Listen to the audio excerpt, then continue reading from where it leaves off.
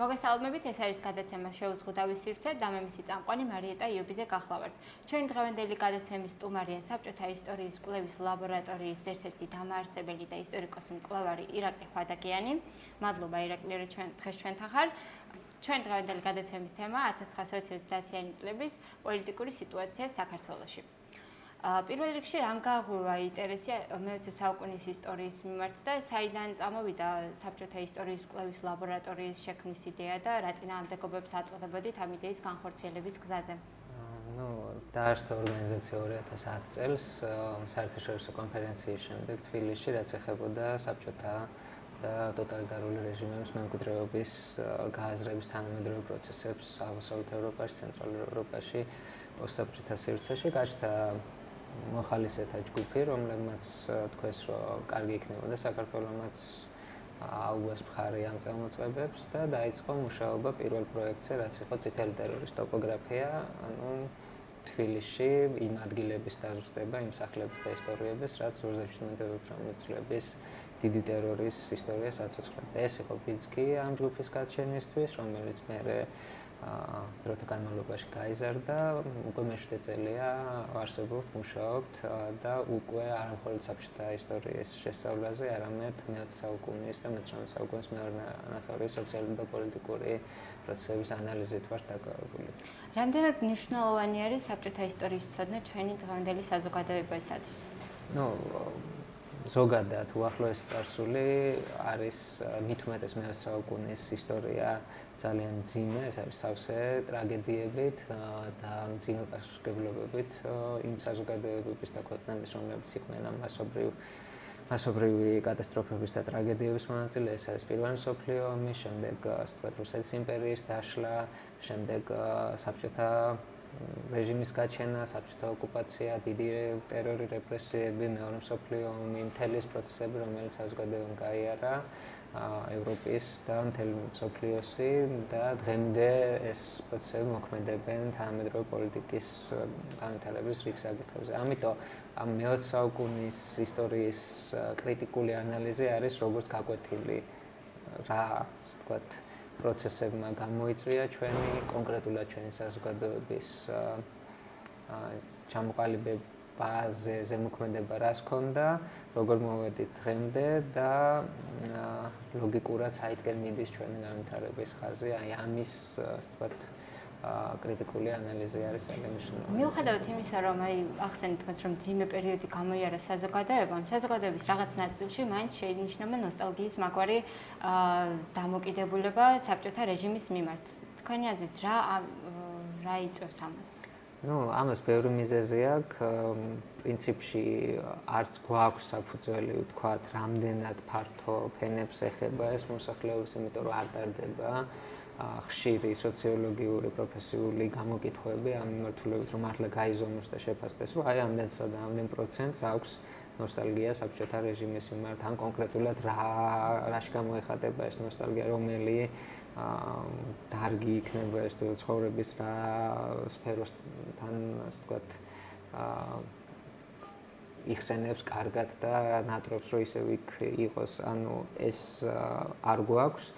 თუმცა მაინც მეტნაკლებად იგრძნობა ეს საზოგადოებაში. ამის მიზეზი მრავალგვარი შეიძლება იყოს, თუმცა უმთავრესი არის ის თუ რა დაემართა ჩვენ საზოგადოებას საბჭოთა რეჟიმის დაცემის შემდეგ 91 წლის შემდეგ, რომელიც არ აღმოჩნდა ჩვენი და ასევე რიგი სხვა ქვეყნები მზად დამოუკიდებლობის გამოწვევებისთვის, ამას მოყვა ქაოსი, ეთნიკური ომები, კონფლიქტები, ეკონომიკური კრიზისი, საერთოდ მოშლა და დაცემა ყველაფრის და ამის ფონზე შედარებით წყნარი და მშვიდობიანი 50-იანების მეორე ნახევარი 60-70-იანი წლები ჩანდა რაღაც იდეალურ ხანად, ომი არ არის, შიმშილი ისეთი აღარ არის, ადამიანებს აქვთ მეტნაკლებად პირადი ცხოვრების დონეზე მაინც თავისუფლება და უცებ ეს ყველაფერი ინგრევა და მოლოდინის მიუხედავად, რომ ყველაფერი კარგად იქნება და უცებ გავხდებით ევროპა.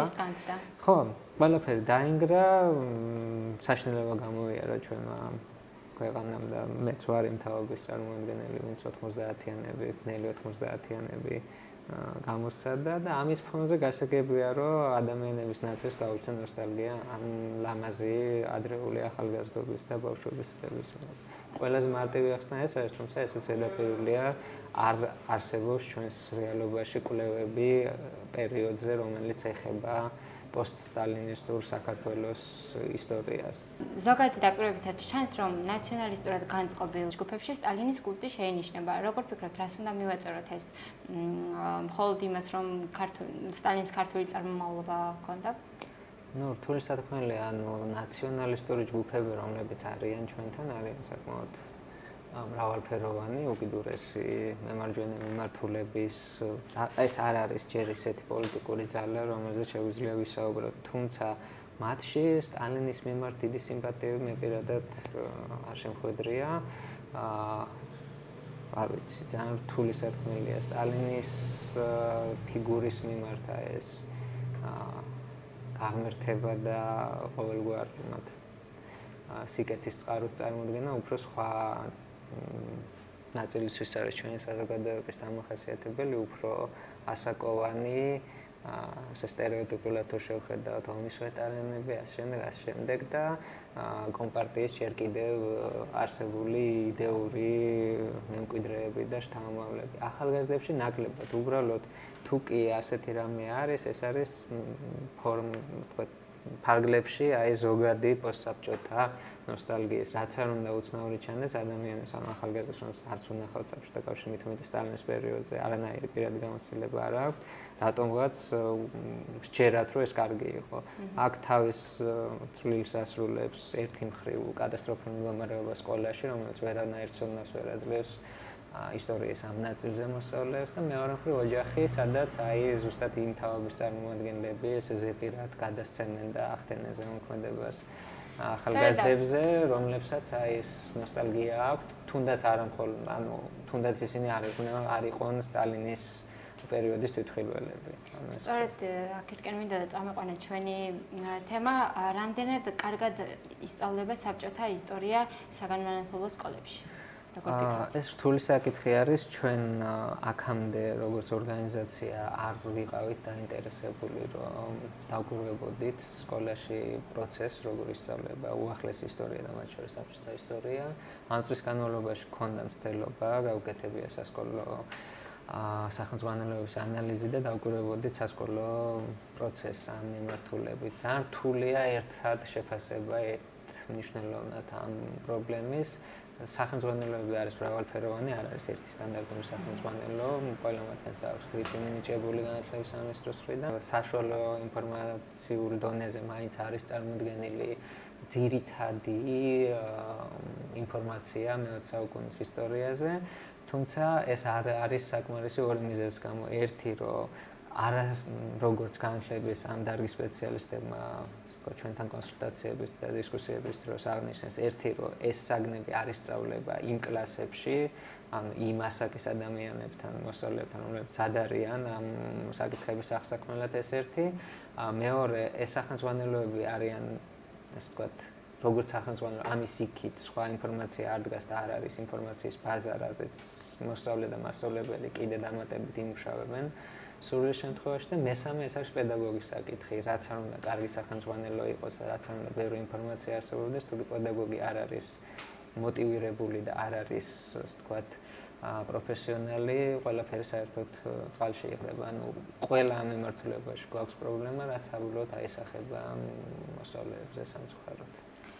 დღეს წაიკითხეთ ლექცია ბათუმის შვეთა რუსთაველის სახელობის უნივერსიტეტში, სადაც ნაწილობრივ ვისაუბრეთ საქართველოს პირველ რესპუბლიკაზე. როგორი იყო ის და წითელი არმიის შემოჭრა რომ არა, თქვენი აზრით როგორ განვითარდებოდა მოვლენები?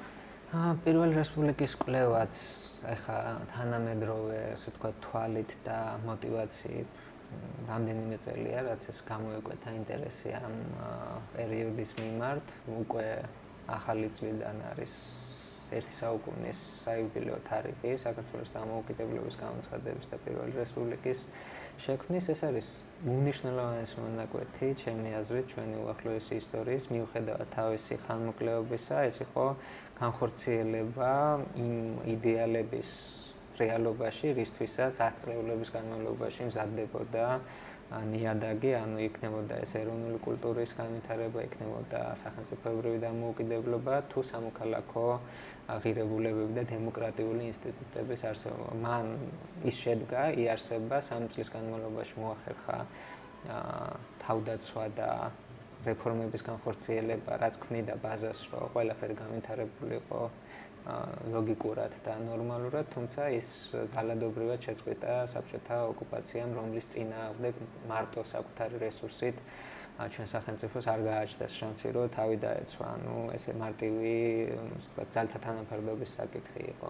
მაგრამ ამ პირველი რესპუბლიკის მემკვიდრეობა იყო იმდენად მნიშვნელოვანი, რომ 20-იანი წლების საბჭოთა პოლიტიკაზე ძალიან ახდენდა ეს მოქმედებას, თუ რა დონეზე იყო საზოგადოება საბჭოთა ოკუპაციამდე, ანუ დემოკრატიული მართლობის, დემოკრატიული კულტურის გამოცდილების თვალსაზრისით. ამიტომ ეს უნიშნელოვანი საკითხია, თითქმის არ არის ისეთი სფერო სახელმწიფოებრივი და საზოგადოებრივი ცხოვრების, რომელიც უინტერესო იყოს ამ 3 წლიანი პერიოდის და დღევანდელობისთვის ძალიან კარგი გამოცდილებაა, რომ წარმოვიდგინოთ, თუ 1 საუკუნის წინ ეს შესაძლებელი იყო, დღეს რატომაც არა და დღეს რატომ უნდა კმაყოფილდებოდეთ იმაზე ნაკლებით, რაც 1 საუკუნის წინ განხორციელდა თუნდაც ამ მცირე პერიოდის განმავლობაში. რამდენიმე წლიანი კვლევის შემდეგ თქვენ გაქვთ ვარაუდი, რაც შეიძლება იყოს საბჭოთა კავშირის რეჟიმის მიერ დახვეწილი ადამიანების სამარხები. თუ არსებობს არის ვაკე საბურთალოს ტერიტორია, გმირთა მოედნის, ნაცვალადების ტერიტორიები და უშიშროების არცეთ არქივში არ მოეპოვებოდა ამ ადგილებზე ინფორმაცია. მაინტერესებს, რა წყაროების საფუძველზე მოახერხეთ ამ ადგილების აღმოჩენა? ჩვენ ამ კვლევებზე მუშაობთ უკვე 2012 წლიდან და ვერ ვიტყვით, რომ ეს არის დასრულებული, იმიტომ რომ ეს არის ძალიან კონკრეტული საკითხი, თუ კი არ ხსნი სამარხს და არ ადასტურებ სამედიცინო ექსპერტიზით, რომ შენ ნამდვილად იპოვე სხვებთან ნაშთები, ესეთ არ ითვლება დასრულების პროცესად. ჩვენ სამწუხაროდ ამ ეტაპამდე ვერ მივედით. ის ადგილები, რაც ჩამოთვალეთ, ეს დაზუსტებულია და დადგენილია დოკუმენტური და სხვადასხვა წყაროების საფუძველზე, თუმცა იქ ნაშთები უკვე აღარ არის, იმიტომ რომ საბჭოთა პერიოდში განაშენიანების გამო ეს სამარხები დაზიანდა, ისინი ამოთხარეს და შემდეგ ეს ნაშთები გაანადგურეს. თუმცა არის ერთი მთავარი, ესე ვთქვათ, ადგილი, რომლის დაზუსტებაზეც მუშაობთ, ის არის ქალაქგარეთ და წესით არ უნდა იყოს დაზიანებული, თუმცა ჯერჯერობით ვერ მივედით იმ ეტაპზე, რომ უკვე სამარხების კვალი ვიპოვოთ, ვიცით ტერიტორია, ზონა საკმაოდ დიდი, სადაც ეს უნდა ყოფილიყო დოკუმენტური მასალებიდან და წყაროებიდან გამომდინარე ეს ადგილი. უბრალოდ ბევრი სხვადასხვა წყარო შეჯერების საფუძველზე გამსაზღვრეთ ჩვენთვის, ასე ვთქვათ, სავარაუდო ზონა. კვლავ მუშაობთ, ეს არის ძალიან რთული პროცესი, გამოწვეულია იქიდან, რომ წყაროებთან წვდომის პრობლემა ხშირად დგება სხვადასხვა არქივში და მეორე მხრივ იმის გამო, რომ სახელმწიფოსთვის ეს არ არის არანაირად საინტერესო პროცესი და ვერაფრით ვერ ეხმარება ამ კვლევას. მათ შორის ეს არ არის მხოლოდ თბილისზე, ბათუმთანაც ბათუმში 21 წლიდან 40 წლების ბოლომდე ასეულობით ადამიანი დახვრიტეს, როგორც უმაღლესი სასჯელის ზომით, განსაკუთრებით 17-18 წლების მასობრივი ტერორის დროს და აქაც არ არის ჯერჯერობით პრეცედენტი, რომ ეს სამარხები ეპოვოს ვინმეს და დოკუმენტურად და ასე ვთქვათ ექსპერტიზის გზით დაედასტურებინოს. ანუ ჩვენ ვცდილობთ, რომ მაქსიმალურად რაც კი შეგვხვდება ხელშესაძირი ცნობები, არა მხოლოდ თბილისის, არამედ საქართველოს მთელ ტერიტორიაზე დავაფიქსიროთ და შემდეგ ამ მიმართულებითაც გავაგზავნოთ კვლევა. ეს ძალიან რთულია და ჩვენი რესურსი ჯერჯერობით ესე წლების განმავლობაში უკლავდება ამ გამოწვევას. ნახოთ, ანუ ჯერჯერობით არ ვკარგავთ იმედს, რომ კონკრეტულ შედეგამდე გავალთ. რამდენიმე დღის წინ 12 დეკემბერი იყო სახალხო გვარდიის ხსენების 100 წლის თავი. მიუხედავად მისი მნიშვნელობისა ჩვენს თანამედროვე საზოგადოებაში არც ისე ცნობილია ეს დღე.